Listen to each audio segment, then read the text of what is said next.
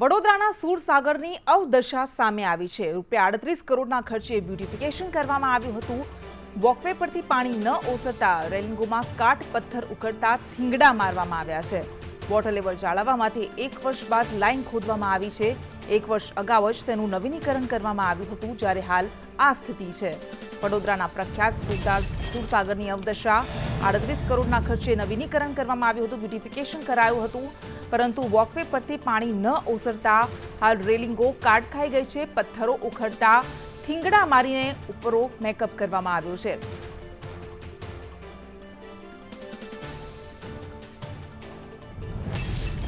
તો હજુ મુલાકાતીઓએ પગ નથી મૂક્યો અને દુર્દશા પણ થઈ ગઈ। વોટર લેવલ જાળવવા માટે 1 વર્ષ બાદ લાઇન ખોદાઈ છે। આ અંગે વધુ વિગત સાથે સંવાદદાતા કૃણાલ શર્મા આપણી સાથે જોડાઈ ગયા છે। જી કૃણાલ, આપણે આ પહેલા પણ અનેક વખત ભ્રષ્ટાચારના બેદરકારીના કિસ્સા જોયા છે।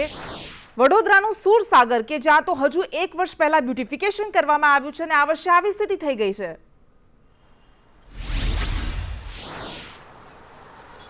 जी कृष्णा, बिल्कुल वडोदराना जे दीर्घद्रष्टा सर सयाजीराव गायकवाड़े तमाम जे विरासतो आपी छे, परंतु सुसागर ते पैकीनुं छे। 1 वर्ष पहला ज 38 करोड़ना खर्चे नवीनीकरण करवामां આવ્યું છે। વોકવે પર વરસાદના કારણે પાણી ભરાયા હતા, પરંતુ જે પાણીની જે વોટર લેવલ જાળવવાની જે લાઈન હોય તે નાખવામાં આવી હતી, તેના કારણે પાણી ત્યાં જમા રહ્યું વોકવે પર। રેલિંગો હવે કટાઈ ગઈ છે, પથ્થરો ઉખડી ગયા છે, થીંગડા મારવામાં આવ્યા છે, તે અંગે વાત કરીશું।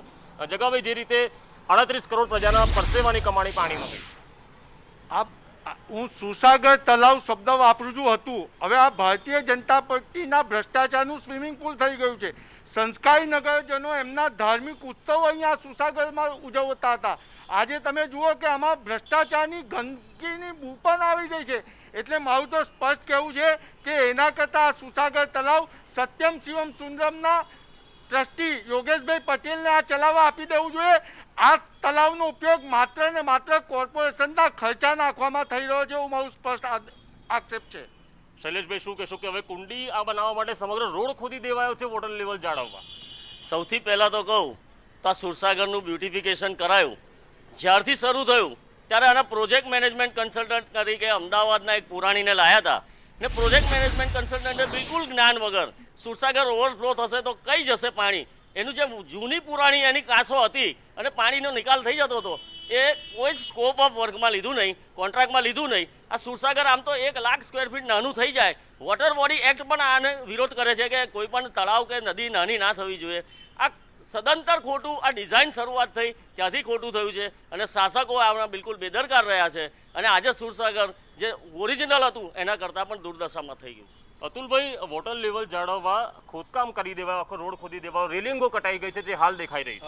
વડોદરા શહેરના દીર્ઘદ્રષ્ટા જે તે સુસાગર બનાવ્યું હતું ત્યારે પણ અહીંયાથી પાણી લેવલ જે હતું જાય એવા સ્ત્રોત હતા અને એ સ્ત્રોતને આ જ્યારે સુસાગર નાનું કર્યું ત્યારે પૂરી દેવામાં આવ્યું અને હવે જ્યારે વોટર લેવલ વધી ગયું છે, અંદર ગંદકી પણ વધે છે, જે સ્ટીલની પાઇપો છે સડવા લાગી છે, ઘાસ બગડી ગયું છે, બધું જ ઉખડવા માંડ્યું છે, ત્યારે આ ભ્રષ્ટાચાર અધિકારીઓ વડોદરા શહેરના જે રાજકારણો છે બધા ભ્રષ્ટાચાર કરીને જે ભ્રષ્ટાચાર આચર્યા બાદ હવે પાણીનું લેવલ જાળવવા માટે નવીન અહીંયાથી ડ્રેનેજ લાઇન ચાલુ કરવામાં આવી છે। પરંતુ કહી શકાય કે ભ્રષ્ટાચારનું મધ્યબિંદુ વડોદરા શહેર છે।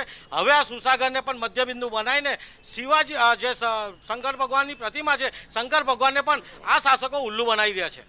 શિવજીને સુવર્ણનો બીબું ચડાવવામાં આવશે, સુવર્ણ જડિત કરવામાં આવશે, પરંતુ જે સુસાગર છે તે તો ક્યાંક હવે જર્જરિત થઈ ગયું।